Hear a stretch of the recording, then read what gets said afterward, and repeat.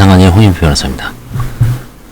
이건 파상과는 관련 없는데, 최근에 로톡이 아마 이제, 로톡이라든가, 로앤굿, 법률 플랫폼 문제가 대한변협에서 이제 광고 규정을 개정을 해서 8월 4일까지 이제 변호사들 다 탈퇴를 하지 않으면, 징계를 하겠다. 이런 게 지금 대한변협 광고 규정이 통과가 됐습니다. 5월 달에. 그래서 그 관련된 리걸 테크 시대의 새로운 법조윤리죠. 그래서 변호사 소개 서비스. 이게 이제 대표적인 로톡이잖아요. 그래서 그거와 관련해서 송시섭 동아대학교 교수님인 것 같아요. 이분이 쓴 논문이 있는데, 이게 아마 이제 일본이나 일본의 백오시닷컴, 미국의 아고 사건, 그런 거를 아마 국내에 소개해서 앞으로 우리나라의 로톡이라든가 로앤굿, 그 다음에 이제 로시콤, 그 다음에 기타 이제 여러 아직도 좀 있습니다만, 대표적인 게 지금 법률 플랫폼은 로톡이죠. 요즘 한참 광고 많이 보셨을 거예요.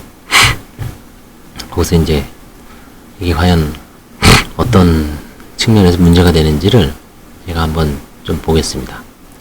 AI가 법률 시장에 가려고 상상을 초래한다 해서, 하지만 법률 서비스 영역은 다른 영역과는 달리 법이 효력에 미치는 지리적인 한계가 존재하고, 다른 분야에 비해서 인간의 판단 작용이 법령의 해석과 자료 분석보다는 다소 우월한 위치에 있는 영역을 볼 수 있다. 이런 면에서 볼 때 최근 급부상하고 있는 리걸 테크 시장이 당분간은 기존의 변호사법에서 정한 법조윤리 테두리를 지키면서 공존하리라 생각되지만, 언젠간 그 테두리를 넘어서서 다른 직업과의 협업을 전제로 하여 법률 서비스 시장을 새롭게 재편할 가능성이 높다.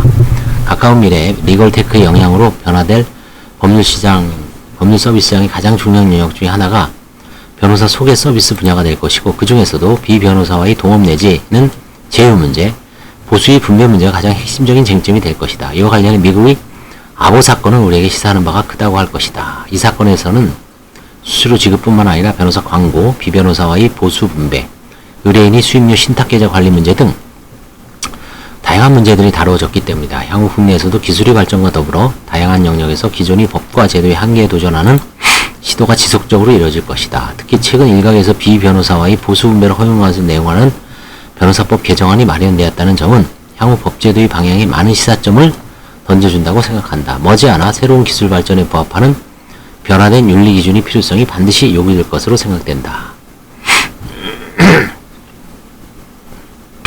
이건 이제 논문은 아주법학입니다. 수원에 있는 아주대학교 법학에서 법학이라는 논문, 대학교 이제 법학지죠. 로스쿨. 학술지죠. 학술지. 여기에 이제 수록된 논문입니다. 다가올 리걸 테크 시대에 상하는 법조윤리 기준이 정리분리해 법률가 학자 그리고 기술가들이 차분하게 지혜를 모아야 할 때이다. 근데 세 가지 들어가는 말: 리걸 테크, 법률 서비스 시장, 법조윤리에 미치는 영향, 맺은 말. 총 29페이지이기 때문에 길진 않죠. 들어가는 말: 4차 산업혁명이 기존의 산업에 미치는 영향과 더불어 법률 시장에서도 거시적으로 새로운 변화의 바람이 불어닥치고 있다. 세계 거대 로펌들이 그러한 환경 변화에 따라 법률 서비스 시장에서 다양한 형태를 재편되는 과정은 기술혁명이 법률 시장에 미치는 영향이 얼마나 큰지를 여실히 보여주고 있다. 또 한편으로는 소규모 개인 변호사들의 시장은 법률 서비스의 디지털화의 도래로 다른 의미의 새로운 도전에 직면해 있다.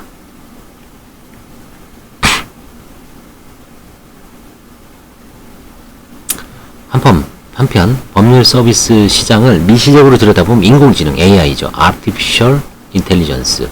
인공지능을 필두로 한 기술 변화는 법률 서비스 수요자들의 요구에 부응하는 다양한 법률 서비스 제공의 필요성과 그에 대응한 변호사들의 발상의 전환이 필요함을 보여주고 있다. 대표적으로 로스 인텔리전스는 IBM이 왓슨과 연계한 법률 지원 인공지능 프로그램을 개발하여 법률 전문가의 사전조사 분석 기간을 30% 정도 감소시켰고, 그 다음에 블랙스톤 디스커버리 역시 2011년 1월 이 디스커버리 소프트웨어를 이용하여 10만 달러 정도의 비용으로 150만 쪽에 달하는 서류를 분석하여 그 우수성을 입증한 바 있다. 심지어 가까운 미래에는 법률 분야의 전문가들이 스마트 기기가 로봇에 의해 대체되는 시대가 올 것이 예측되고 있다. 국내에서도 최근 한 법무법인이 국내 최초로 법률 인공지능을 업무에 도입하기로 하였다는 소식이 전해지고 있다. 이게 이제 법무부인 대륙아주인 것 같아요. 대륙아주에서 이제 뭐 유백스라는 법률 내비게이션. 이게 뭐 잘 되고 있는지는 모르겠어요. 어떤지.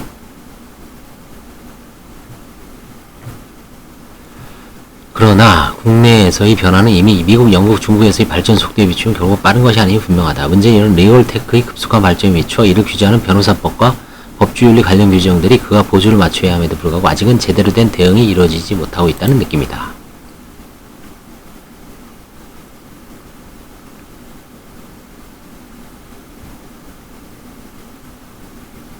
따라서 본문에서는 리걸테크의 도래에 따른 법률 서비스 시장의 변화를 예측해보고 이러한 법률 서비스 시장의 변화에 부응하는 법주윤리 변화와 관련 법령의 개정 움직임을 살펴보면서 대안을 모색하고자 한다. 이러한 노력을 통하여 곧 도래할 인공지능 기능 기반의 리걸테크 사회에 보다 적절히 대응할 수 있는 방향을 찾을 수 있으리라 생각한다. 리걸테크 시대의 법률 서비스 시장, 리걸테크 시대의 도래. 리걸테크라는 리걸하고 테크놀로지 결합어죠. 이렇게 쭉 보면 변호사 중개 서비스, 우리가 지금 갖고 있는 거는 저는 변호사 중개 서비스가 중요하죠. 뭐 소송 자금 조달, 법교육, 그쵸? 전자증거, 디스커버리 뭐 이런 것도 있지만 큰 문제는 아니고 일단 지금 당장 로톡과 관련해서는 법률 서비스 소개, 변호사 중개 서비스, 그쵸?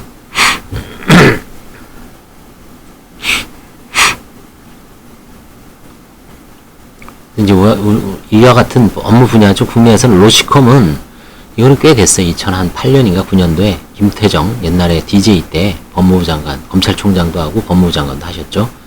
이분이 이제 대표로서 그 당시에 만들어서 네이버 지식인하고 연계해서 저는 뭐 가입은 안 했습니다만 뭐 그때 젊은 변호사들 비롯해서 이제 상담을 하시는 변호사님들이 많이 가입했죠. 서울지방 변호사하고 이제 대립을 하면서 로시컴 커갖고 인텔리코는 들어본 적이 처음입니다. 이 놈은 헬프미도 이제 무슨 박표현 변호사인가요? 그 여자 변호사님이 그 등기 아니면 법인 등기 위주로 뭐 지금 서비스를 한 것 같아요. 법인 설립이라든가 이런 등기 관련해서 잘 되고 있는 것 같기도 하고. 그다음에 로톡 이게 이제 우리가 지금 변호사 4,000명이 가입해서 한 7,800명이 광고를 한 달에 50에서 100 정도 낸다는, 저도 가입하고 이제 광고도 그동안 10월부터 10, 11, 12, 1, 2, 3, 4 아직까지 하고 있습니다. 앞으로 이제 어떻게 탈퇴를 해야 될지 뭐 계속 가야 될지 이제 고민입니다, 이게. 그래서 이 논문을 한번 보는 거예요. 관심 있는 분들은 뭐 법조인이나 사무장이나 뭐 아니면 이쪽과 관련된 분들은 이 논문을 한번 꼭 보시기 바랍니다. 변호사학은 뭐 들어본 적도 없고, 이건 여기서 이제 결국 문제되는 게 로시콤하고 로톡입니다. 진정한 리얼테크 핵심 인공지능하는 법률 업무의 진화는 아직 시작 단계로 보인다. 그렇죠? 여기 있죠, 나오죠. 특히 로톡의 등장이 눈에 띈다. 로톡이 뭐 엄청나게 성장했습니다, 지금. 그렇죠? 김본환입니다. 김본환 대표. 연세대 로스쿨 나오고, 이제 이분은 이제 시험은 안 보신 것 같아요. 변호사는 아니고 연세대 로스쿨을 졸업한 이제 기업인이죠, 기업인, 경영인.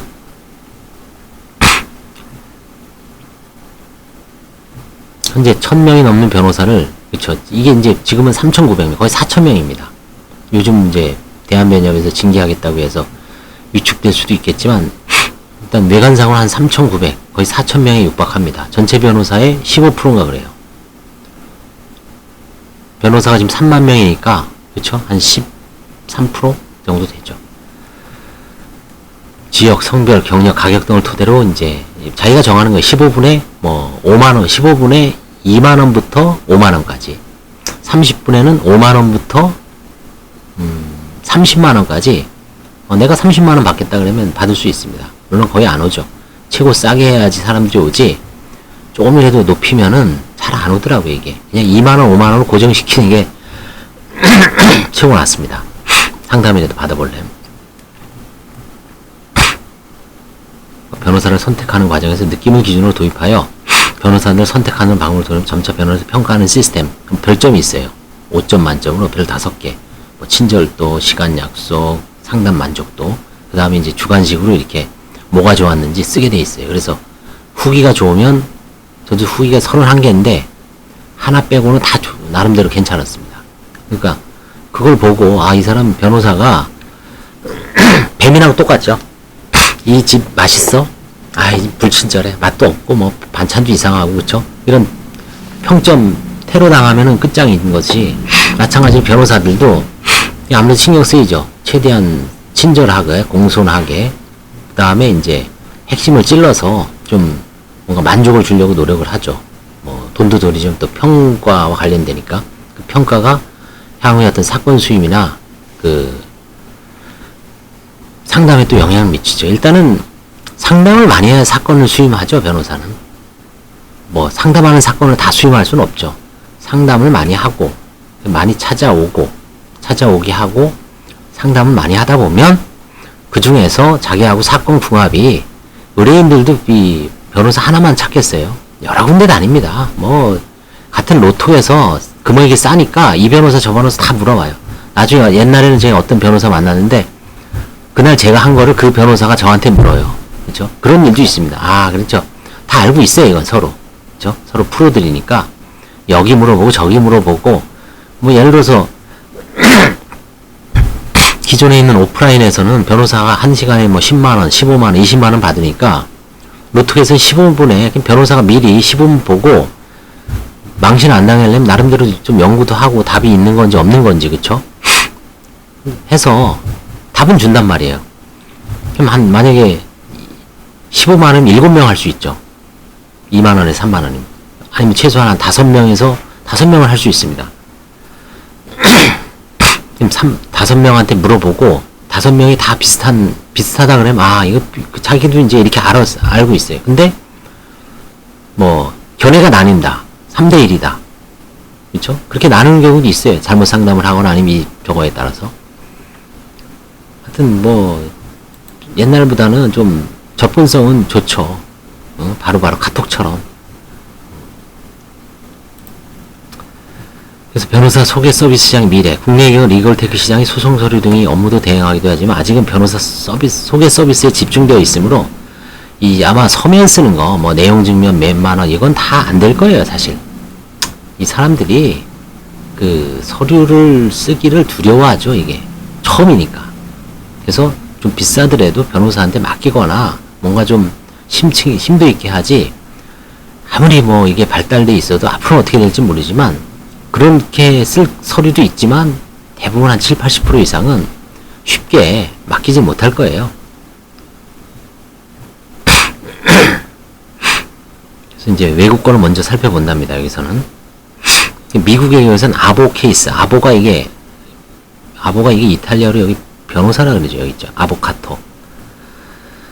이탈리아로, 영어로는 애드버케이트죠. 그죠? 애드버케이트. 영화도 있었죠. 데블스 애드버케이트. 악마의 변호사. 그쵸? 연수원 때 본 것 같은데 벌써 한 23년 됐죠. 이탈리아로 변호사를 뜻하는 아보카토. 뭐 과일 이름하고 비슷하죠. 아보가도. 그죠?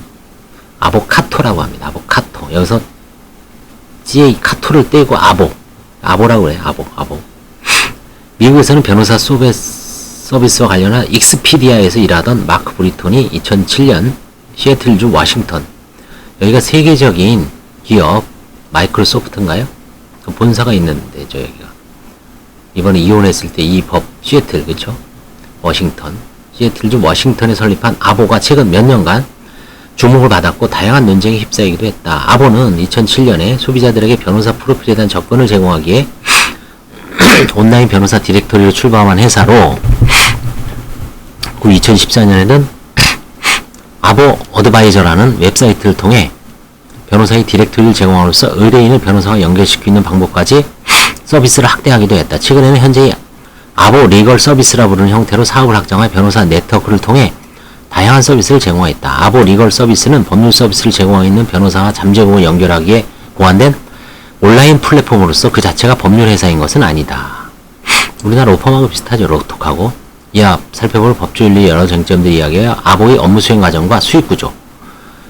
먼저 주된 업무인 변호사 소개와 그에 따른 수수료 결제 과정을 간편하게 살려 법률 서비스를 받기 위해 잠재적 고객들은 아보 웹사이트를 방문하여 받고자 하는 법률 서비스 영역과 자신의 소재지를 기입하면 아보는 잠재적 의뢰인이 입력한 정보와 잠재 고객의 위치를 바탕으로 고객이 함께 일하고 싶을 만한 변호사의 리스트를 제공합니다. 우리나라하고는 좀 로톡은 이러진 않죠. 그냥 자기가 선택하게 돼 있죠. 고객이 해당 사이트에서 변호사가 입력한 정보들과 평판도, 다른 변호사들의 보증 등을 참고하여 자신이 수요를 충족해 줄 수 있고 판단된 변호사를 선택한 후 법률 서비스에 상당하는 금액을 지불합니다. 우리나라는 변호사하고 다이렉트로 약정하고 찾아와서 또 뭐 해야 됩니다. 로통은 관여를 안 하죠. 제공될 법률 서비스에 대한 가격은 서비스를 제공할 변호사가 아니라 아보에 의해서 정해지는데 우리나라는 변호사가 정하죠. 내가 마음대로 정할 수 있습니다. 500, 300, 200, 1000, 뭐 1억. 근데 여기서는 아보가 정해요. 아보는 서비스가 제공되기 전에 대금을 지급받고 고객이 선택한 변호사가 의뢰인을 위해 서비스를 완료할 때까지 보관합니다. 일종의 뭐죠? 보증하는 거죠. 에스크로라 그러죠, 이거를. 안전하게. 서비스 종료 아보는 고객이 지불한 금액을 변호사에게 보내고 별도의 거래로 아보가 말하는 마케팅 수수료를 변호사 운영 계정에서 직접 인출합니다. 변호사가 아보에게 지불하는 마케팅 수수료는 변호사가 제공하는 법률 서비스의 가격에 따라 변동되는데 서비스의 대가가 높을수록 마케팅 수수료도 높은 구조입니다. 아보와 변호사는 새로운 고객이 다시 변호사를 선택할 때마다 위에 설명한 것 같은 과정을 거치게 된다. 우리나라하고는 좀 완전히 틀리죠. 로톡하고. 로톡은 수임에 관여 안 합니다. 변호사가 다이렉트로 선임을 하고 뭐 따로 떼어주는 게 없어요. 다만 이제 내가 만약에 이혼 선택했다 그러면 광고비 50만원에 55만원을 주는 거죠. 55만원 부가세 포함. 그 다음에 나는 뭐 기업 일반도 하고 싶다. 그럼 100만원 내는 거죠. 3개 다 하고 싶다. 그럼 5, 6, 30. 300만원 내면 됩니다. 그 다음에 나머지 군소, 조그만 거, 파산 같은 건 25만원이에요. 뭐, 정보보호 25만원. 나머지 굵직 간판에 있는 거 7개인가 빼고는 나머지는 다 25만원입니다. 뭐, 상속, 뭐, 한정승인. 그죠?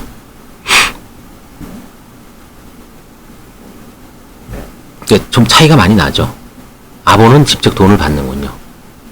그 다음에 에스크로 끝까지 갖고 있다가 사건이 끝나면 변호사한테 돈 주고 별도로 이제 마케팅 수수료를 또 받고 약간 구조가 다릅니다. 일단 계속 가보겠습니다.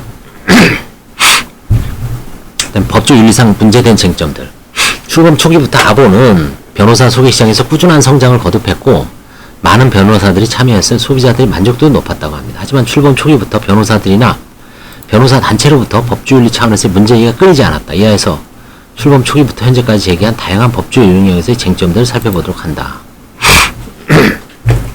변호사 평가 시스템 위법성 논란. 아보의 출범 후 첫 번째 분쟁 대상은 바로 아보가 행한 변호사 평가 시스템, 아보 레이팅이었다.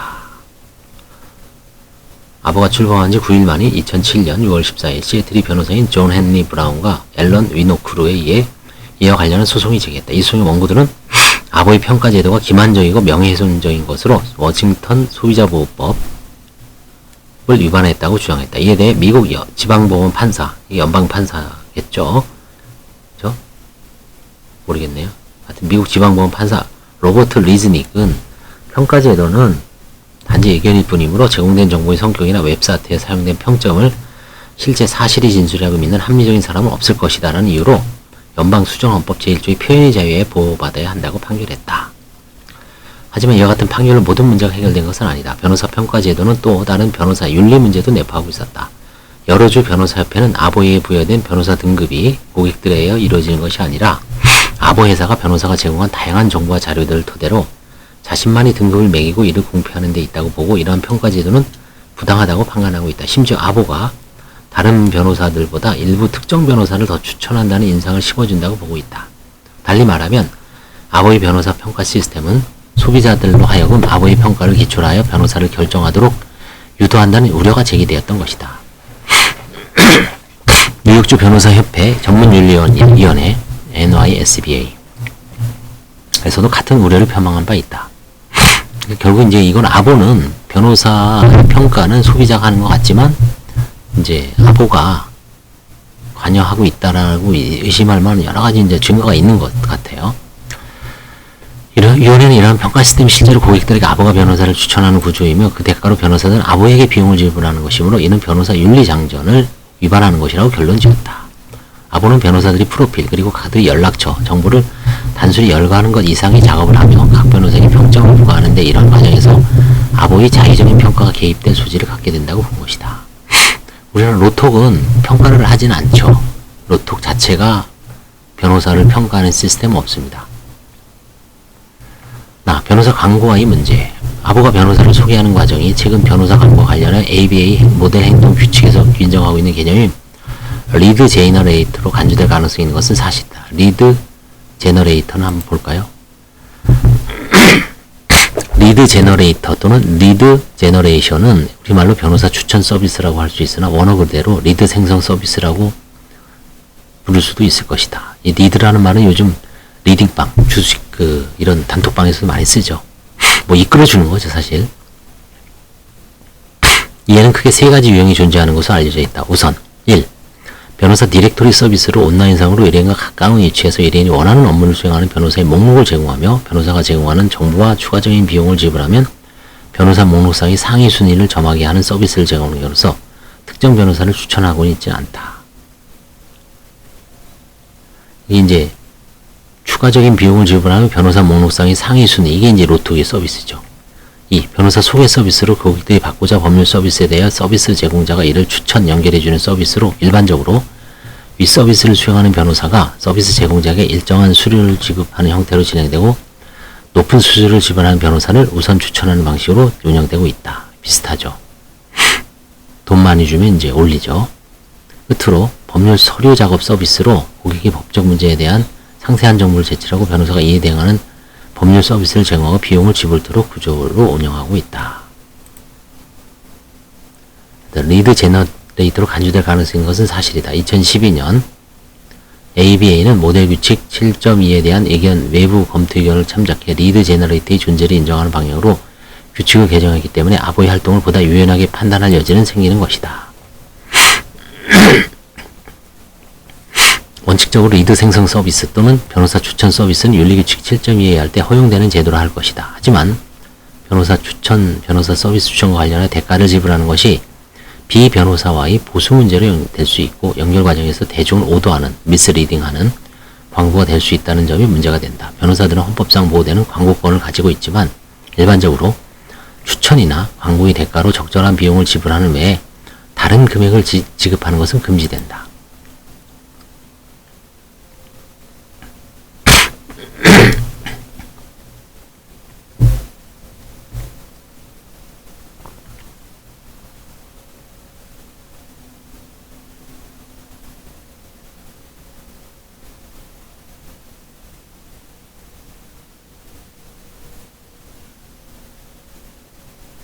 모델 규칙 7.2 논평에 따르면 변호사가 리드 생성 서비스 제공자에게 기본적인 수수료만 지급해야 하고 보수를 분배해서는 안 된다는 것은 이미 살펴본 바와 같으나 이에 대해 아보는 사건별로 차등되는 수수료 지급도 변호사의 광고 비용이라고 주장하였지만 이 부분에 대해서는 아보가 변호사를 관계해 준 것이 아니라 자신이 광고했다는 점에서 설득력이 없다는 주장이 제기였다. 이게 이제 로톡하고 비슷하네요. 변호사들도 로톡에서도 25만원, 주요 분야는 50만원, 비주요 분야는, 기타 분야는 25만원씩 이제 돈을 내면 그 변호사들이 이제 우에서 그 광고한 변호사들끼리 이렇게 쭉 돌리죠. 일정한 시간에 따라서 맨 위에 올라가고 계속 우리 에버랜드 가면은 이런 놀이기구 있죠. 똑같아요. 그냥 이렇게 돌아갑니다. 시간 순으로. 그럼 내가 어느 때는 맨 위에 올라가 있고 어느 때는 맨 나중에 올라가고 다시 또 이렇게 올라가요. 이게 만약에 100명이면 100명 그대로 돌아가요. 파사는 15명이 15명 이렇게 돌아가죠. 작은 원을 그리면서. 큰 거는 크게 돌아가겠죠.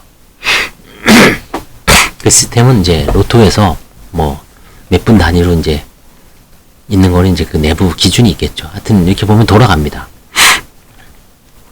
아보는 사건별로 차등되는 수수료 지급도 변호사의 광고비라고 주장했지만 이 부분에도 아보가 변호사를 관계해주는 것이 아니라 자신을 광고하고 있다는 점에서 설득력이 없다는 주장이 제기되었다.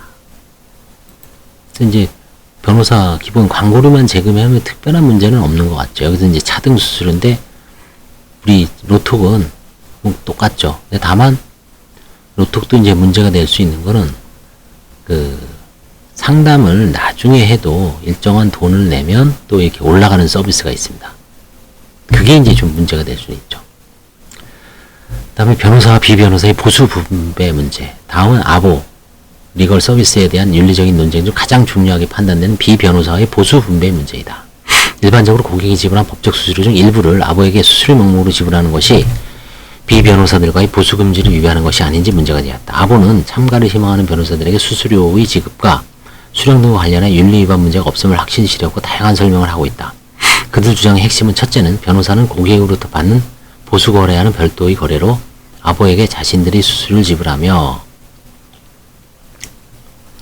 둘째, 아보의 수수료는 법적 보수가 아닌 광고나 시스템 유지에 대한 마케팅 수수료이고, 이게 이제 그 로톡에서도 이걸 주장하죠.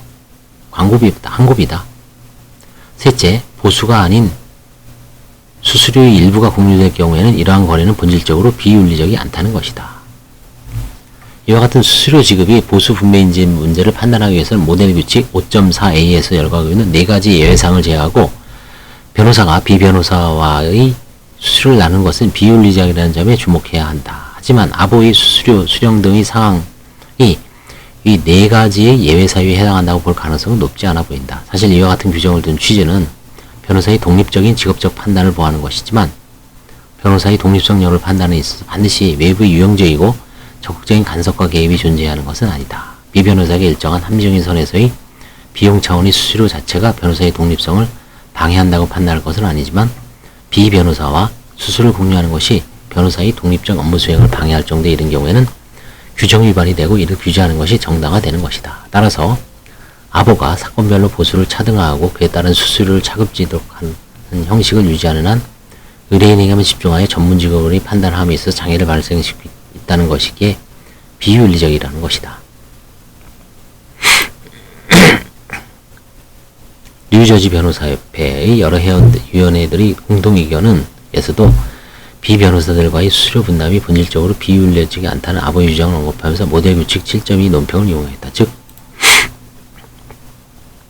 비변호사에게 지불된 수수료가 변호사의 서비스 이용에 따라 결정된다면 수수료가 분담된다고 볼 수 있고 그 수수료는 결국 변호사의 서비스 이용에 대한 대가로 볼 수 있다는 판단을 한 것이다. 뉴저지 변호사협회 이러한 논리는 2016년 이후 공표된 사우스캐롤리나 윤리자문위원회, 오하이오 전문행동위원회, 펜실베니아 변호사협회 법률윤리 및 전문책임위원회, 뉴욕주 변호사협회 전문윤리위원회, 유타주 변호사 등에 따르고 있는데 이들 위원회에서는 변호사들이 아보 리걸 서비스가 사용하는 약정에 참여하는 것은 비변호사와의 수수료 공유 금지를 위반하거나 그러한 위험을 야기하는 것이라고 이제 판단하였다. 그 다음으로 아보가 자신들은 법률 서비스에 대한 수수료를 받는 것이 아니라 순수한 마케팅 힘을 갖고 있기 때문에 윤리 규정을 위반하지 않는다고 주장해왔고 더불어 그러한 거래는 모두 별도의 거래로 결제가 이루어진다는 주장을 하였으나 이 또한 받아들이지 않았다. 뉴저지 변협 위원회들의 공통의견은 명칭 여부나 별도의 거래 형식 여부에 상관없이 아보가 수수료를 마케팅 비용이라 하고 수수료 지급 과정이 분리되어 진행되어 별도의 절차인 것처럼 되어 있다 하더라도 아보의 이와 같은 거래는 비변호사의 보수 분배를 구성한다는 사실을 부정할 수는 없다고 판단했다. 결정적으로 아보가 받는 수수료가 정액이 아니라 변액이라는 점이 유지되는 한 보수 금지에 자유로울 수 없을 것이라는 점이다. 이게 이제 차이점이 있네요. 우리나라에서는 로톡이 변호사가 전혀 관여를 안 해요. 저 변호사가 500을 받는지 1000을 받는지 몰라요. 그냥 대략 뭐 매니저 통해서 뭐 가끔 수임했습니다. 이렇게 뭐 개인적으로 하는 게 있지만 공식적으로 집계를 안 해요. 그러니까 오직 정액 마케팅 비용만 내는데 이 아보는 문제가 내가 뭐 고객한테 $10,000 받았다. 10,000불 받는 서비스를 제공한 사람하고 50,000불 서비스를 받은 사람이 아보하고 이렇게 받는 금액이 보수라든가 수수료가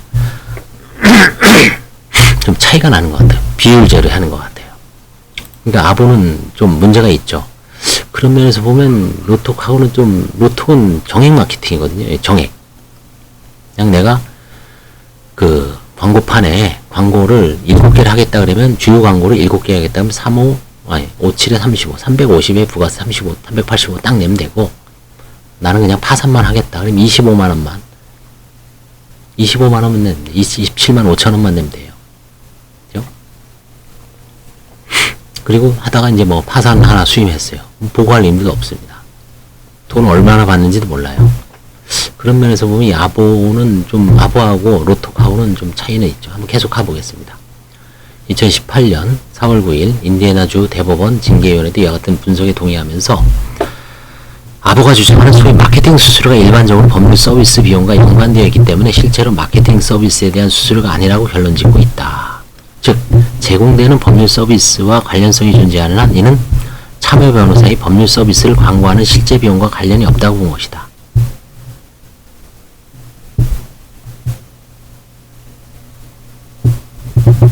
가사 아보에게 지불된 수수료가 순전히 마케팅에만 쓰인다고 하더라도 광고할 권리 인정하는 모델 규칙에 대한 언급은 변호사들이 주체가 되어야 함을 전제로 한 것이다.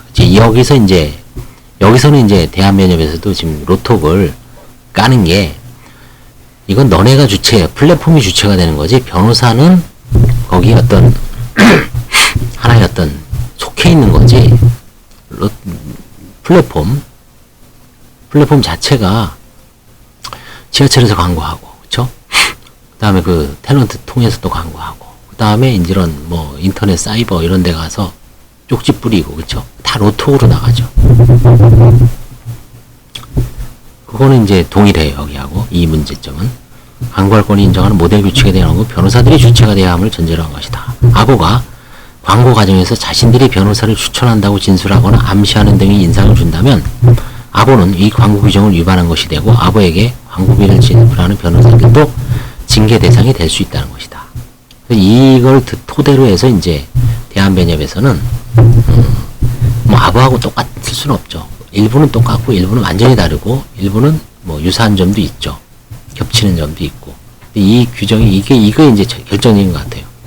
변호사가 주체가 되는 게 아니라 플랫폼 자체가 플랫폼에 종속돼서 플랫폼이 마케팅을 하기 때문에 그게 문제가 된다. 그리고 이 순위를 매기는 것도, 이렇게 돈을 준 사람을 높이 띄우는 것도, 가입자는 3,900명인데 실제 광고하는 사람은 7,800명이면 그 사람들만 더 올라가죠. 그럼 결국은 일반 소비자들한테는 이 사람들이 뭔가 추천할 만한 뉘앙스가 이제 하겠죠. 그죠? 밑에 있는 사람은 만약에 내가 소비자라도 밑에 이렇게 처박힌 변호사를 선임하지는 않죠. 위에서 뭔가 이렇게 활발하게 두고 위에 번드르르하게 이 변호사는 뭐가 강점이고 뭐가 아주 화려하게 또 이제 치장을 하죠. 그럼 그 사람을 선임하죠. 활발하게 또 활동을 하고 상담도 하고 뭐 크리에이터다, 그쵸? 뭐 상담가다, 그쵸? 열심히 활동을 하는 건 맞아요, 사실은.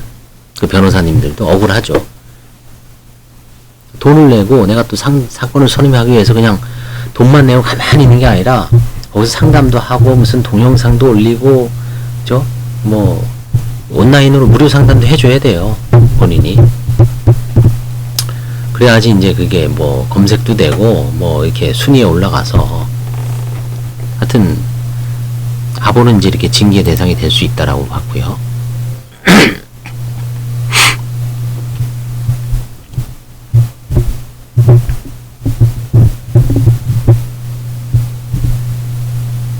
그 다음에 신탁 계정 보유 의무 관련, 마지막으로 아보 리걸 서비스와 관련된 가장 중요한 쟁점은 변호사가 의뢰인의 돈을 신탁 계정에 보유한다는 윤리적 의무와 관련이 있습니다. 변호사 신탁 계정 일반적 내용이나 북미에서의 현상에 대한 얘기 있습니다. 우리나라는 신탁 계좌는 없죠.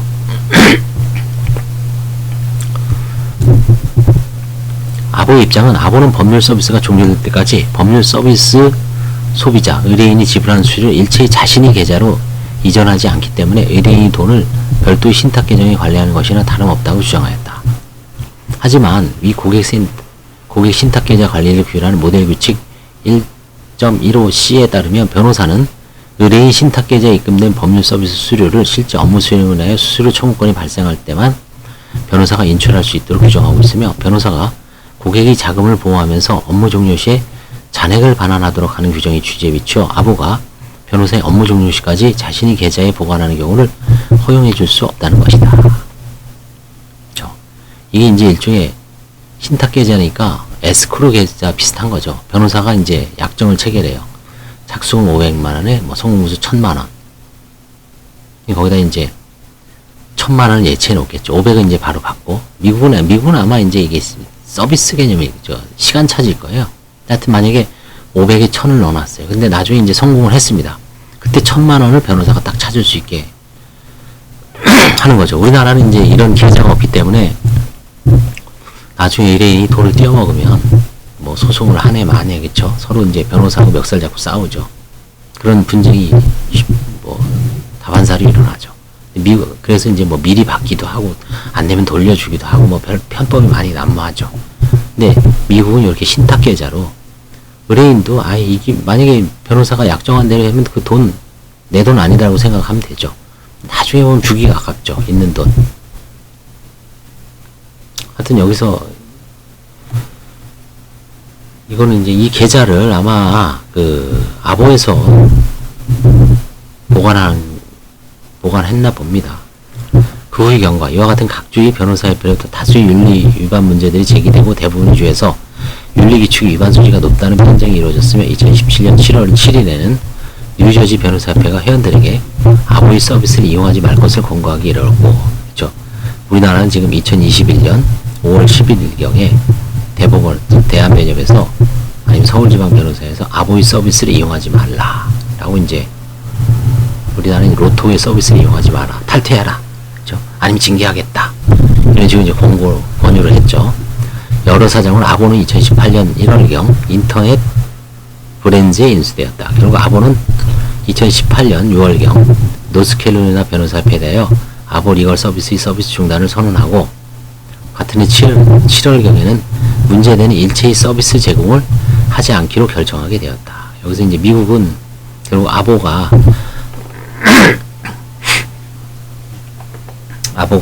졌네요.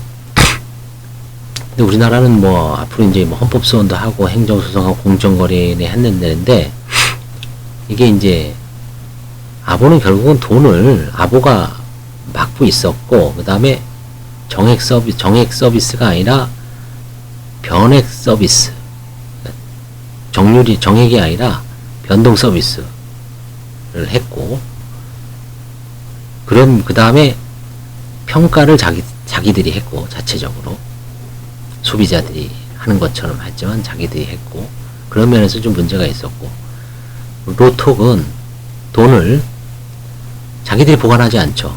그 다음에 수임에는 전혀 관여 안 합니다. 변호사가 1000만원을 먹든 1억을 하든 전혀 관여를 안 해요. 거기에 대한 무슨 대가를 받는 것도 없고요. 두 번째는 그 다음에 정액 서비스죠. 분야에 따라서 딱딱 그것만 하고 이제 공평하게 돌립니다.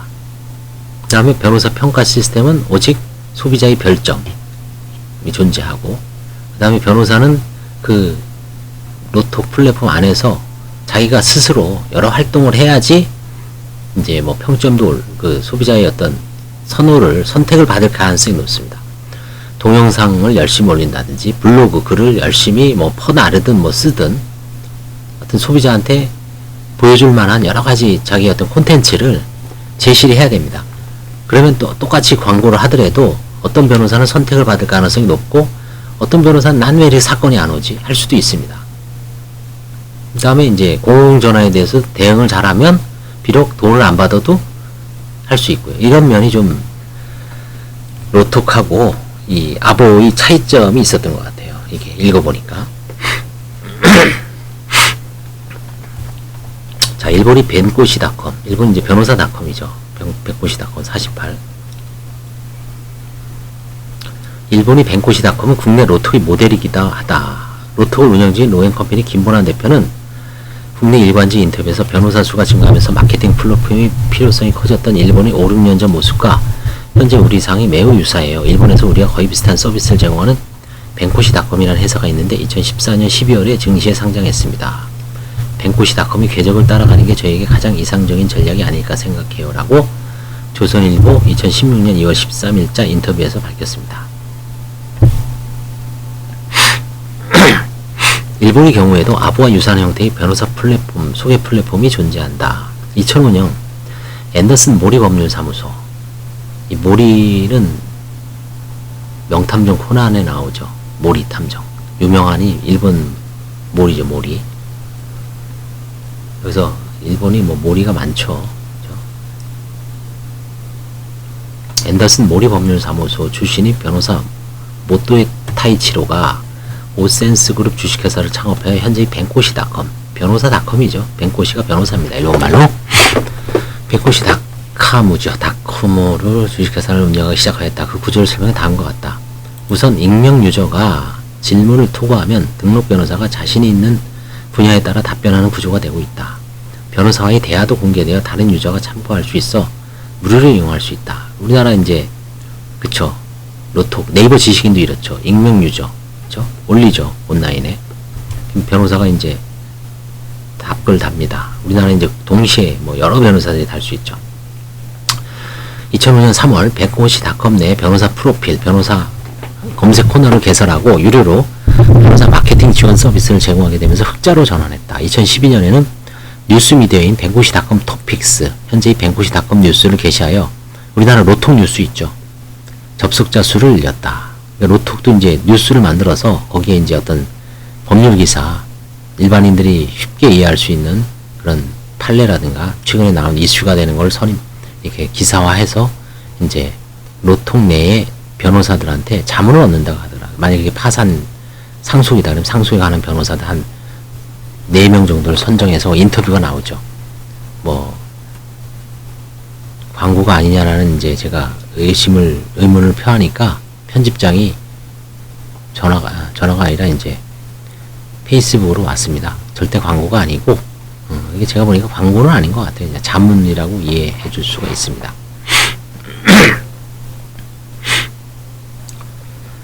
2005년 3월 뱅코시닷컴 내 변호사 프로필, 변호사 검색 코너를 개설하고 유료로 변호사 마케팅 지원 서비스를 제공하게 되면서 흑자로 전환했다고 합니다. 2012년에 뱅코시닷컴 토픽스, 뱅코시닷컴 뉴스를 게시하여 접속자 수를 늘렸고 2014년 사회에서 화제가 되어 있는 뉴스 등의 변호사의 간단한 법적 의견, 이거죠. 독자들에게 법률 관련 뉴스를 쉽게 접하고 이해할 수 있도록 돕고 있다. 요거죠, 요거. 우리나라 로톡 뉴스가 요걸 따라한 것 같아요. 2014년 9월에는 약 10,000명의 변호사, 우리나라는 4,000명, 약 3, 4만 원의 이용자를 보유한, 우리나라 이용자는 뭐 한 10만 되나요? 뭐 몇만 될 거예요. 3, 4만 이용자를 보유한 일본 최대급의 법률 사이트로 자리해왔다. 그 여세를 몰아 2014년 12월 11일 도쿄 증권거래소에 상장을 하게 되었다. 2015년 10월에는 웹클라우드 계약 서비스 클라우드 사인을 출범시켜서 계약서 없는 계약세대. 우리나라도 뭐 모두 사인이라고 똑같군요. 그래서 로톡하고 계약하면은 뭔가 이게 옵니다. 그리고 이제 계약을 체결을 해요. 도장을 안 찍고 사인을 해서.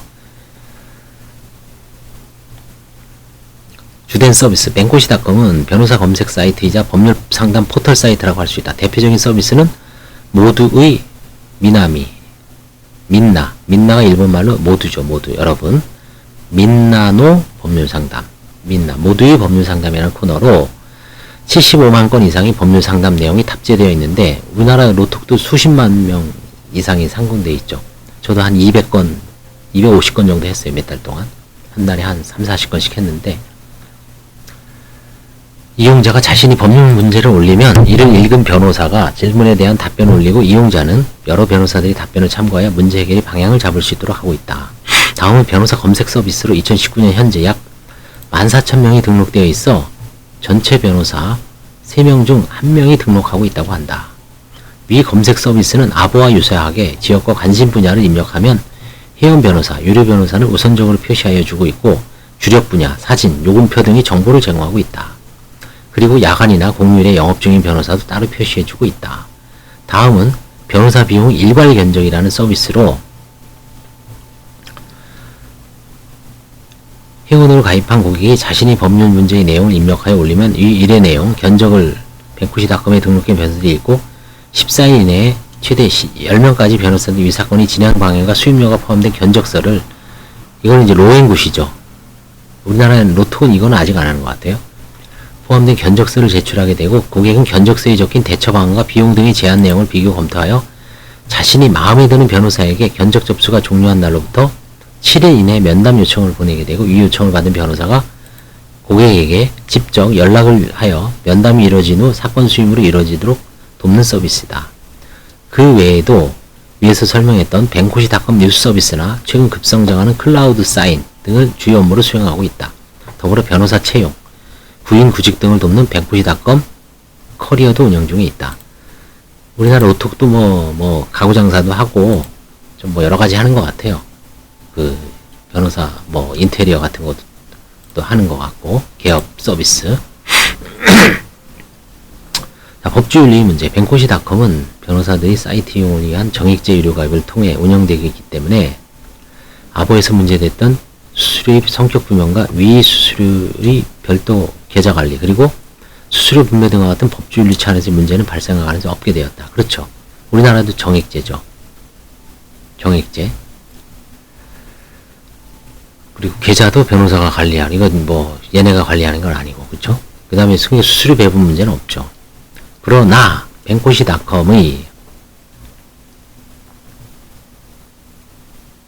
이제 여기 한번 볼게요. 현재 이 회사는 전자계약 시장 80% 정도를 차지할 정도로 비약적인 성장을 했다. 국내에서도 이와 비슷한 모두 사인, 저도 이 모두 사인 이용하고 있어요. 로톡과 관련해서는. 한약은 이 변조 해킹 때문에 블록체인 기술과 결합이 요구됐고, 국내에는 이용도는 아직 낮은 것으로, 로톡과 관련된 변호사들은 이용해봤으면 알 거예요. 모두 사인. 일본에서 비슷한 게 나왔군요. 그러나 뱅코시닷컴 이 서비스 중에서 법주윤리가 문제되는 영역은 변호사 비용의 일괄 견적 서비스이다. 이건 사실은 로앤굿이 문제죠. 그쵸? 로앤굿.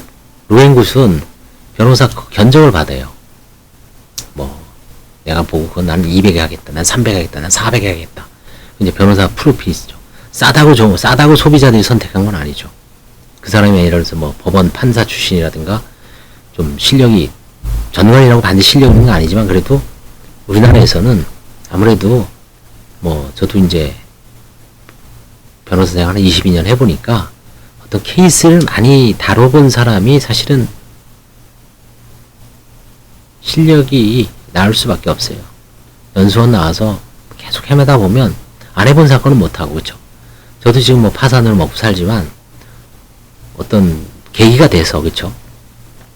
이 케이스를 자주 하면서 뭐 전문가 소리도 듣고 또 연구도 하고 공부도 하고 스터디도 하고 그 다음에 뭐 글도 쓰고 그 다음에 어디 세미나에서 발표도 하기 때문에 하면서 이렇게 성장하는 거죠. 7년, 10년, 15년. 그럼 결국은 케이스를 수천 건을 하다 보니까 이제 좀 거기에서 뭔가 다른 변호사들보다 좀 뭐 더 나은 통찰력도 생길 수 있고요. 실력도 생길 수 있고 그 다음에 뭐 바라보는 어떤 사건에 대한 이게 좀 차이가 나죠. 그러지 않고 그냥 책으로만 아무리 책을 수십 건, 수백 건을 읽어도 안 해보면은 사실은, 그쵸? 그러니까 법조라는 게 쌓여야 되죠. 근데 여기서 이제 뱅코시닷컴이 서비스 중에서 법주윤리가 문제되는 영역이 변호사 비용 일괄 견적 서비스라고 합니다. 우리나라는 로앤굿에서 문제가 안 됩니다. 로톡은 없어요. 특히 이 서비스 이용 과정에서 이해 상충 또는 이익 상반의 문제가 발생할 수 있다는 점. 왜냐하면 쌍방이 뱅코시닷컴에 접속하여 변호사 견적 의뢰 서비스를 이용하는 과정에서 한 변호사가 의뢰인과 상대방의 업무를 모두 맡게 되는 상황이 발생될 수 있기 때문이다. 이와 관련하여 뱅코시닷컴은 그 대처 방안으로 일괄 견적 과정에서 이해 충돌 체크를 최대한 엄격하게 시행하는 방안을 제시하고 있다고 합니다. 이해상충 또는 이익상반 여부 확인을 위해 고객이 견적서를 작성할 때 개인정보를 충실히 제공하도록 요구하고 있는 것이다. 이게 뭐냐면 내가 어떤 남자의 이혼 사건을 수임을 했는데 하다 보면 여자가, 그죠? 나의 상대방이 여자가 그 견적을 낼 때 충돌될 수 있죠. 그 동시에 맡아버리면. 그러니까 문제가 될 수 있죠. 경찰서를 작성할 때 개인정보를 충실히 제공하도록 요구하고 있는 것이다. 이러한 사전 확인 작업을 통해 이익 상충이 발생하지 않도록 노력하고 있다. 다음은 비밀 유지와의 관련성이다. 변호사 직무 기본 규정에서 정한 비밀 유지 의무 외에도 뱅코시닷컴의 경우는 회원 변호사들에게 이와 별도로 비밀 유지가 있음을 주지하고 있으며 상담 과정에서 알게 된 의뢰인이 비밀을 누설하거나 이용하는 것을 엄격히 방지하고 있으나 인터넷상에서 이루어지는 의사교환이 외부로 유출될 위험성은 여전히 상존하고 있다고 할 것이다.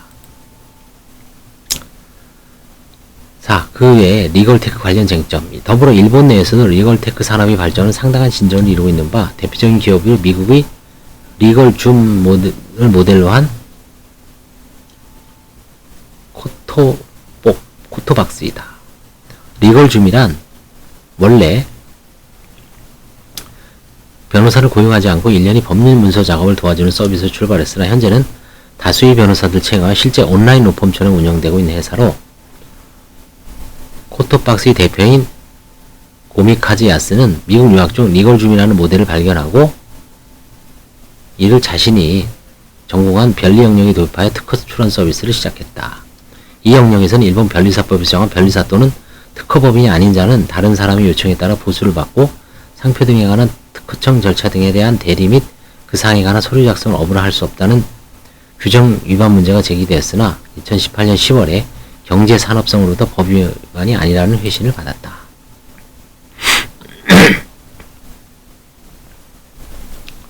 우리나라의 경우 로마켓이 옛날에 유명했죠. 국내에서는 아보와 같이 변호사 소개 서비스 자체와 관련된 법적 분쟁은 없었지만 변호사나 사건 정보와 관련된 데이터베이스를 구축하는 과정의 유법성에 대한 법률 위반의 문제는 제기된 바 있다. 이하에서는 이러한 쟁점과 관련하여 주식회사 로마켓 아시아의 사례를 살펴보면서 리걸테크 시대에 새롭게 조명되는 법주의적 관점을 살펴보고자 한다. 사업개요. 우리나라에서 2005년 로마켓이 설립되어 대법원 판례 검색 서비스와 변형 홈페이지 등에 공개한 법조인들의 개인신상 정보와 사건 수임 정보를 데이터베이스를 구축하고 각종 법률 정보 서비스를 제공하는 인터넷 법률 포털의 역할을 수행하게 되었다. 법적 분쟁. 로마켓이 데이터베이스를 기반으로 한 변호사 7천여 명이 최근 10년간 사건 수임 내역을 분석해 변호사들의 승패율, 전문 분야, 인맥관계 등에 대한 정보를 제공하는 변호사 전문성 지수 서비스를 시작하고 2005년 12월부터 대법원 홈페이지에서 공개된 93년부터 2005년까지 3,500여 건의 소송 결과를 종합해 변호사들의 승수율과 인맥 등을 지수화한 후 이를 유료로 공개해 법조계에 논란을 일으켰다. 변호사들은 로마켓의 이러한 서비스 제공은 자신들의 인격권 및 자기정보 통제권을 침해한 것이라며 민사소송의 제기 및 형사고소를 하기에 이르렀던 것이다. 이와 관련한 수년간의 민형사적인 공방은 간략히 정리하면 아래와 같다. 형사 2005년 12월 20일 서울지방변호사회가 명예훼손 및 업무방해 혐의로 로마켓을 검찰에 고소, 검찰이 무혐의 처리. 2006년 2월 16일 서울고검의 항고, 2006년 3월 28일 항고 기각. 2006년 1월 11일 서울지방변호사가 서울중앙지방법원에 정보공개 중지 가처분 신청, 중앙지방법원이 인용 결정, 그러나 개인정보 서비스 금지 신청은 기각 결정. 서울지방변호사의 로마켓의 정보 게시 금지 등 청구 소송. 서울지방지법은 원고 일부 승소 판결. 손해배상과 변호사 개인 신상 정보 제공 금지 신청 기각. 서울지방변호사에는 고등법원의 항소. 서울고법은 인맥지수는 허용, 개인별 승수율과 전문성 지수 공개는 제한. 서울지방변호사의 대법원의 상고, 대법원 전원합의체 원심 파기, 환송. 그 중에서 중요한 쟁점이 된 판결들을 중심으로 좀 더 자세히 살펴볼 필요가 있다. 개인정보 게시를 금지를 구하는 가처분 신청 사건에서 서울지방변호사회 측에서는 피신청인 로마켓이 신청인인 서울지방변호사회부터 아무런 동의를 받지 아니한 채 자신들의 홈페이지를 통해 개인정보를 제공함으로써 신청인들의 명예를 훼손하고 있을 뿐만 아니라 영업을 방해하고 있으므로 이로 인한 현저한 손해를 막기 위해 가처분 결정이 발령을 구한다고 주장하였다. 반면에 피신청인 측 로마켓에서는 소송 정보 및 개인 정보는 이미 공개된 정보일 뿐만 아니라 신청인들의 자기 정보 통제권이 미칠 수 없는 정보임을 주장하였다. 로마켓은 이와 같은 정보들에 대하여는 정보 접근권에 기하여 현행 법률에 반하지 않는 방법으로 위 정보에 접근할 권리를 가진다고 주장하였고, 이에 따라 취득한 정보를 재처리하여 이 사건 홈페이지에 게시하는 것도 위법하다고 할 수 없다고 주장했다. 이에 대해 법원은 변호사의 개인정보는 변호사들이 사적 영역에 속하는 정보임을 명백하고 소송 정보 자체는 변호사들이 공적인 영역에 속하는 재판 절차에서 소송 대리를 수행한 사건이 기일 진행 정보에 관한 것으로서 원칙적으로 공적인 영역에 속하는 정보를 하더라도 이를 변호사별로 재처리함으로써 변호사들의 소송 수행 내역을 나타내는 정보로서의 특징을 갖추게 되면 그때부터 변호사들이 자기 정보에 해당한다고 보았다. 결국 신청인들의 소송 수행 내용에 관한 정보 부분에 대한 신청을 이용하였으나 소송 진행 내역에 관한 정보와 신청인들의 개인정보에 대한 신청을 기각하였다. 이어서 가처분 신청이 본안에 해당하는 정보 게시 금지 손해배상 차권에서 인맥지수 서비스, 명예훼손이 되기 어렵다고 본 점, 변호사 시장의 공정한 수임 질서가 해쳐질 위험이 있다는 만으로 헌법상 표현의 자유 내지 영업의 자유를 제한하는 것은 기본권에 대한 과도한 제한인 점 등을 고려할 때 위 인맥지수 서비스의 제공이 허용된다고 보았고, 소송에 대한 기본적인 사건 정보는 법원에 제기된 소송 사건에 관한 객관적인 정보로서 원칙적으로 공적인 영역에 속하는 정보이지만 이러한 정보를 하더라도 이를 변호사별로 재처리함으로써 변호사의 개인적인 소송 수행 내역을 나타내는 정보로서의 식별력을 지니게 된 경우 그때부터 변호사들에 대한 개인정보 성격 역시 지니게 되고 변호사가 의뢰인으로부터 사건을 의뢰받아 수행한 구체적인 사건 내역 자체는 변호사와 소송인 의뢰인 사이 개인적 사적 영역에 속하는 문제임을 이에 관한 정보가 당연히 공공성, 공익성을 지닌다고 볼 수 없다고 보았으며 변호사 정보 제공 웹사이트 운영자가 대법원 홈페이지에 제공하는 사건 검색 서비스를 통해 수집한 소송 정보를 독자적인 방식으로 평가하여 변호사의 승수율, 전문성 지수 등 제공한 사안에 대해서는 이러한 수입 내역 정보는 변호사에 대한 개인정보로서의 성격을 지니게 되면 원칙적으로 해당 변호사들이 동의 없이는 그 이용이 허용될 수 없는 점, 대법원의 사건 검색 서비스는 정당한 이해관계의 하나의 정보를 제공하자 하며 그 근본 취지가 있고 누구나 제한 없이 공개함을 취지를 하지 않는 점, 이 정보를 수입하는 과정에서 위법성이 인정되는 점, 변호사의 승수율이나 전문성 지수를 산정하는 과정에서 부당성이 인정되는 고려할 때 이 서비스 제공은 변호사의 자기 통제권을 침해하는 거 허용될 수 없다고 판단하였습니다. 이 로마켓 때문에 아마 이 지금 2007년인가 그때부터 뭔가 이게 대법원 사이트 검색하는 게 바뀌었죠. 뭐 비밀번호 옛날에 그거 없었습니다. 그러니까 막 몇십만 건을 그쵸 막 해서 변호사 승수율 지수도 뭐 말도 안 되는 게 많았죠. 그게 사실 로마켓이 너무 무리했죠. 사실은 좀 점잖지 못하게 했죠. 너무 그 변호사가 봐도 웃긴 로톡하고는 완전히 차원이 틀려요. 진짜 이상한 서비스고 저거는 뭐 그냥 어떤 가치가 없는 거죠. 그냥 오직 국민들만 아주 현혹화해서 그쵸 혹하고 무슨 뭐 고등학교 어디 나왔냐 대학교 어디 나왔냐 오히려 그런 걸 더 부패 지수를 더 증가시키고 그런 쪽으로 해서 이제 아주 안 좋은 서비스였던 것 같아요. 로마켓은 제가 봐도 기본적으로 아주 쓰레기. 그쵸? 그러니까 결국은 망했을 거예요 아마. 그쵸? 뭐 이거 생략하겠습니다. 이런 거는 항소심. 대법원 거 한번 보겠습니다. 대법원은 변호사 정보 제공 사이트 운영자가 변호사 개인 상정을 지역안으로 변호사 인맥지수를 산출하여 제공한 부분은 인맥지수 서비스 제공회가 변호사들의 개인정보에 관한 인격권을 침해하는 것이라고 위법한 것이라고 판단하였고 변호사 정보 제공 정보 제공 사이트 웹사이트 운영자가 대법원 홈페이지에 이용하는 나의 사건 검색 서비스를 통해 수집한 사건 정보를 이용하여 변호사들이 승수율이나 전문성 지수 등을 제공하는 서비스를 한 부분은 변호사들의 개인정보에 관한 인격권을 침해한 위법한 행위로 평가할 수 없다고 하였다. 결국은 인맥지수 사용에 대해서는 문제를 삼은 거죠. 로마켓의 서비스 제공과 관련한 오랜 기간을 통한 법적 분쟁을 통해 확인된 것은 변호사들의 정보 중 비록 공개된 정보더라도 웹사이트 운영자가 이를 가공하여 특정한 목적의 정보로 재구성한 후 이에 대한 수수료를 받는 것은 변호사들의 인격권 침해의 소지가 있다는 점이죠. 인맥지수 있었잖아요. 이 사람이 뭐 어디 고등학교를 얼마나 나오고 그 다음에 어디 대학교 법과대학을 어디 나오고 사법연수원은 사법시험을 몇 회를 수집 졸업하고 사법연수원은 그쵸 300명 500명 1000명 되는데 인맥지수를 그 사람하고 친한지 언제 어떻게 알아요. 그쵸 인맥지수는 문제였죠 사실은. 하지만 공개 정보를 변호사들의 인격권이 침해되지 않는 범위 내에서 가공한 부분은 적법하다고 판단하면서 리걸텍 시대에 있어서 변호사들이 공개된 개인정보의 수집과 가공에 일정한 기준을 제시했다는 점이다.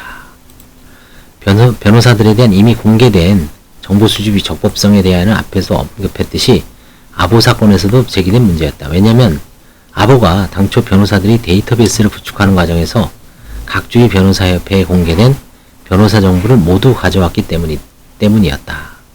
더구나 이와 같은 정보를 기초로 하여 자신들이 개발한 변호사 평가 시스템을 통해 숫자함으로써 이 과정에서 낮은 평가를 받은 변호사들의 소송이 잇따르게 되었던 것이다. 이에서 본 바와 같이 변호사의 개인정보의 공적 이용은 언론의 자유의 관점에서 허용되었고 평가 시스템도 주관적인 평가에 불과하다는 점에서 면죄부를 받았으나 로마켓 사건의 경우에는 변호사들 자신의 정보가 인격권에 영향을 미칠 경우에는 이에 대한 보호와 통제를 보다 강력하게 인정함으로써 향후 변호사 소개 서비스 업체가 변호사와 관련한 공개된 개인정보를 기초로 아보와 같은 변호사 평가 시스템을 구축하기는 당분간은 어려울 것으로 예상된다. 로마켓은 사실 이제 망했죠. 로마켓은 망했습니다.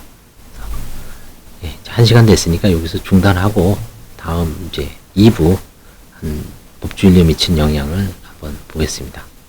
결국은 아보는 서비스, 미국에서는 아보는 서비스를 중단하고 뱅코시닷컴은 여전히 흥한 것 같고요. 그 다음에 우리나라 로톡은 아보하고 뱅코시닷컴을 뱅코시닷컴을 모델로 했지만 이제 그 로앤굿 변호사 견적 서비스 이건 로앤굿에서 하는 거고 로톡은 또 아보하고도 많이 차이 나죠. 그래서 제가 보기에는 이 로톡은 살아남을 수도 있지 않을까 싶습니다. 사실은 로톡은 내가 직접 뭐 로톡을 옹호하는 건 아니고 로톡도 문제는 많죠. 사실은 로톡의 문제점이라고 하면 한 3가지 점을 들을 수 있을 것 같아요. 이 친구들도 이제 변호사에 대한 정보를 약간 가공하는 것 같아요. 그거를 내부적으로 살짝. 그 다음에 두 번째는 변호사 온라인 상담 이 부분이 과연 변호사가 직접 하는지 좀 의문시됩니다. 사실은 그 양이라든가 이런 걸 봤을 때. 그 다음에 세 번째는 변호사 상담을 늦게 했는데 이게 앞서서 이렇게 추천되는 서비스가 있어요. 그건 좀 문제죠. 그렇죠? 그거는 이 3가지는 좀 문제가 될 것 같아요. 좀 기존의 어떤 공정한 돈에 따라서 그 변호사의 어떤 저게 좌우되니까 이 3가지는 문제고, 다만 기존에 이걸 빼고 나머지는 큰 문제는 없는 것 같아요. 뭐 공전화로 했는데 변호사가 안 받는다. 그럼 안내전화에 불과하거든요.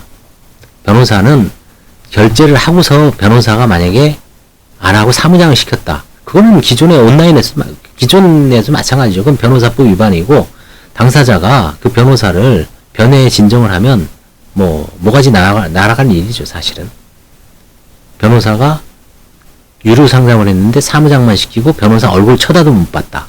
그렇죠? 안 되죠. 그거는 뭐 문제가 안 되는 것 같아요. 그거는 제가 보기에 법 상담을 변호사가 기본적으로 해야 되겠지만, 만약에 제가 무슨 궁금한 문제에 대해서 법률 상담을 할 때 변호사를 찾아요. 그러면 상담료를 지불하면 언제 오겠다 안내를 하면 변호사하고 유료 상담 예약을 하죠. 근데 그 전에 그 변호사 위치가 어딥니까? 그 다음에 변호사님은 뭐 이혼 사건 하십니까? 그럼 그 변호사가 그걸 상담을 해줘야 되겠어요? 사무장이나 여직원이 하죠. 저희는 서초동에 있는 사무소고요. 이혼하고 상속을 주로 합니다. 파산도 할 수 있습니다. 그 다음에 직접 변호사님하고 자세한 거는 내방을 해 주십시오. 1시간에 상담료 얼마나 받습니다. 그럼 변호사하고 예약 타임을 잡을까요? 언제 약속 시간을 잡아달라. 그런 안내 전화를 공유를 합니다. 근데 그거를 변호사가 안 받았다고 욕할 수는 없는 거죠. 약간 신문 기사에서 나왔는데 그건 약간 좀 핀트가 잘못 난 것 같아요. 일반 마찬가지잖아요. 그렇죠? 약정된 유료 결제를 하고 그거를 변호사가 안 하고 사무장을 시킨 거는 그거는 큰 문제죠. 그거는 그런 사례도 있다고 제가 투덜대는 의뢰인을 들었어요.